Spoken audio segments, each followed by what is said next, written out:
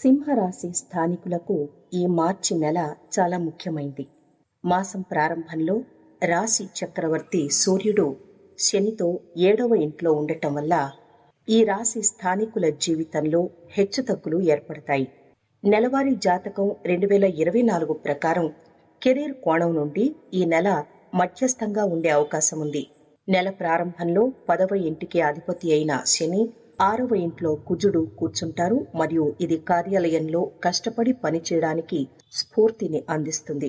ఇక విద్యార్థుల గురించి చెప్పుకున్నట్లయితే 5వ ఇంటికి అధిపతి అయిన బృహస్పతి మొత్తం నెల 9వ ఇంట్లో కూర్చుని 5వ ఇంటిని పూర్తి శ్రద్ధతో చూస్తాడు. అలాగే 3వ ఇంటిని కూడా చూస్తాడు. స్థానికులు తమ ప్రయత్నాలను పెంచుకోవాలి.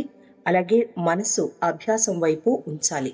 కుటుంబ జీవితం దృష్ట్యా ఈ నెల హెచ్చుతగ్గులతో నిండి ఉంటుందని భావిస్తున్నారు. కేతు మహారాజ్ 2వ ఇంట్లో ఉంటారు. అలాగే మార్చి 15 నుంచి కుజుడు 7వ ఇంట్లోకి ప్రవేశించి 2వ ఇంట్లోకి అడుగు పెడతాడు.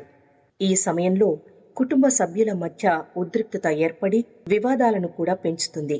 ఇక ప్రేమ వివాహ జీవితం గురించి మాట్లాడుకున్నట్లయితే ప్రేమ జీవితం అనుకూలంగా ఉంటుంది. 5వ ఇంటికి అధిపతి బృహస్పతి 9వ ఇంట్లో ఉండి అక్కడి నుంచి 5వ ఇంటిని చూస్తాడు. ఇది ప్రేమ జీవితాన్ని మధురంగా మారుస్తుంది. ఆర్థిక పరంగా చూసుకున్నట్లయితే ఈ మాసం మిశ్రమ ఫలితాలతో నిండి ఉంటుంది. మాసం ప్రారంభంలో కుజుడు శుక్రుడు 6వ ఇంట్లోనూ రాహువు 8వ ఇంట్లోనూ కూర్చోవడం వల్ల ఖర్చులు పెరుగుతాయి. ఆరోగ్యపరంగా ఈ మాసం బలహీనంగా ఉండే అవకాశం ఉంది.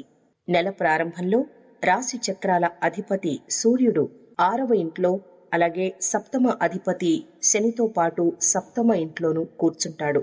దీని కారణంగా మొత్తం ఆరోగ్యం క్షీణిస్తుంది.